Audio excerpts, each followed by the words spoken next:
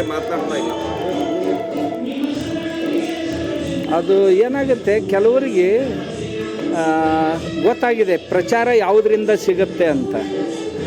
ಅಂದ್ರೆ ಕೆಲವು ಜನರು ಏನು ಮಾಡೋದು, ದೊಡ್ಡವ್ರಿಗೆ ಬೈದ್ಬಿಟ್ರೆ ಅದು ನಾವು ಆರಾಮಾಗಿ ಪ್ರಚಾರ ಸಿಗುತ್ತೆ ಅಂತಕ್ಕಂಥ ಒಂದು ಟೆಕ್ನಿಕ್ ಅವ್ರಿಗೆ ಗೊತ್ತಾಗಿದೆ. ಆದ್ದರಿಂದ ಹಾಗೆ ಮಾಡ್ತಿರ್ಬೋದು ಅಂತ ಅನಿಸುತ್ತೆ.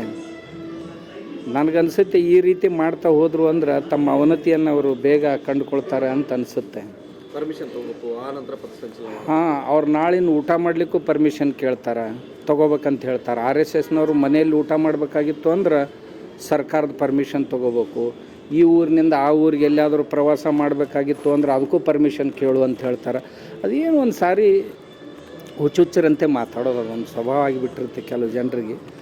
ಹಾಗಿರ್ಬೋದು ಅಂತ, ಅಥವಾ ಅಂಥದ್ದೊಂದು ಏನಾದರೂ ರೋಗ ಅವ್ರಿಗೆ ಆಗಿರ್ಬೋದು ಅಂತ ನನಗನ್ಸುತ್ತೆ. ಇವ್ರು ಈ ರೀತಿ ಮಾತಾಡಿದ್ರೆ ಆ ಪಕ್ಷಕ್ಕೆ ಮತ್ತು ಆ ಸರ್ಕಾರಕ್ಕೆ ಎಲ್ಲೊಂದು ಕಡೆ ಡ್ಯಾಮೇಜ್ ಆ ರೀತಿ ಆಗ್ತದೆ. ಹಾಂ, ಆಗುತ್ತೆ. ಅದು ಒಂದೊಂದು ಸಾರಿ ದೇವರ ಹಾಗೆ ಮಾಡಿಸ್ತಾನೋ ಏನೋ, ವಿನಾಶಕಾಲೇ ವಿಪರೀತ ಬುದ್ಧಿ ಅಂತಾರಲ್ಲ, ಹಾಗೆ ಆಗಿರ್ಬೋದು ಆ ಪುಣ್ಯಾತ್ಮರಿಗೆ ಅಂತ ಅನಿಸುತ್ತೆ. ಅವ್ರ ತಂದೆಯವರಾದರೂ ಹೇಳಬೇಕಾಗಿತ್ತು ಹೀಗೆ ಮಾಡಬಾರ್ದು. ಅವರು ಬುದ್ಧಿವಂತರದಾರ, ಹಳಬರದಾರ, ಅವನಿಗೆ ಬುದ್ಧಿ ಹೇಳಬೇಕಾಗಿತ್ತು ಅವ್ರ ತಂದೆಯವರು. ಅವರು ಹೇಳ್ತಾ ಇಲ್ಲ ಯಾಕೋ ಏನೋ, ಅಥವಾ ತಂದೆಯವ್ರಿಗಿಂತಲೂ ಸ್ವಲ್ಪ 2 ಹೆಜ್ಜೆ ಮುಂದೆ ಹೋಗ್ಯಾರೋ ಏನೋ ಗೊತ್ತಿಲ್ಲ. ಹಾಗೆ ಆಗ್ತಿರ್ಬೋದು ಅಂತ ಅನ್ನಿಸ್ತೈತೆ.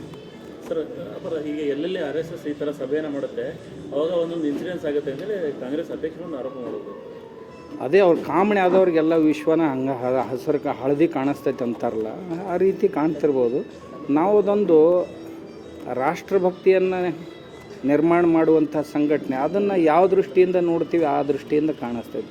ಯಾರು ಯಾವ ಚಶ್ಮಾ ಹಾಕ್ಕೊಂಡು ನೋಡ್ತಾರೆ ಅವ್ರಿಗೆ ಹಂಗೆ ಕಾಣಿಸ್ತೈತೆ. ಅದ್ರಾಗೇನು RSS ಇದೊಂದು ದೇಶಭಕ್ತ ಸಂಘಟನೆ, ಆದ್ರೆ ನೋಡುವವ್ರಿಗೆ ಏನೇನೋ ಕಾಣ್ತೈತೆ ಅದರೊಳಗೆ. ಯಾಕಂತಂದ್ರೆ ಕಾಣೋದು ಅವ್ರ ಮನಸ್ಸಿನೊಳಗಿಂದೇ ಹೊರತು ಇರುವಂಥದ್ದಲ್ಲ. ಒಂದೊಂದು ಸಾರಿ ಹೇಳ್ತಿರ್ತಾರೆ, ಈ ನೊಣಗಳು 2 ನೊಣಗಳಿರ್ತಾವೆ. ಒಂದು ಈ ಹೊಲಸಿನ ಮೇಲೆ ಕೂಡುವಂಥ ನೊಣಗಳು, ಮತ್ತೊಂದು ಜೇನು ನೊಣಗಳು ಅಂತ. ಜೇನು ನೊಣಗಳು ಯಾವಾಗಲೂ ಹೂವು, ಮಕರಂದ, ಸುಗಂಧ ಇದನ್ನೇ ಹುಡುಕ್ತಾವೆ. ಇಲ್ಲಿ ಸಿಗದೇ ಇದ್ದರೆ ಇನ್ನೊಂದು ಕಿಲೋಮೀಟ್ರ್ ಹೋಗಿ ತೊಗೊಂಡು ಬರ್ತಾವೆ.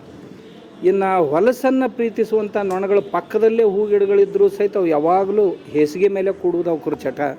ಹಾಗೆ ಇಂಥ ದೃಷ್ಟಿ ಇದ್ದವ್ರಿಗೆ ಯಾವಾಗಲೂ ಹೇಸಿಗೆನ ಕಾಣುತ್ತೆ ಹೊರತು ಹೂ ಕಾಣೋದಿಲ್ಲ ಅಂತ ನನಗನ್ನಿಸ್ತು. If you like this video, ಬೇಗ ಲೈಕ್ ಮಾಡಿ, ಕಾಮೆಂಟ್ ಮಾಡಿ, ಶೇರ್ ಮಾಡಿ ಹಾಗೂ ಯೋಯೋ ಟಿವಿ ಕನ್ನಡವನ್ನು ಸಬ್ಸ್ಕ್ರೈಬ್ ಮಾಡಿ.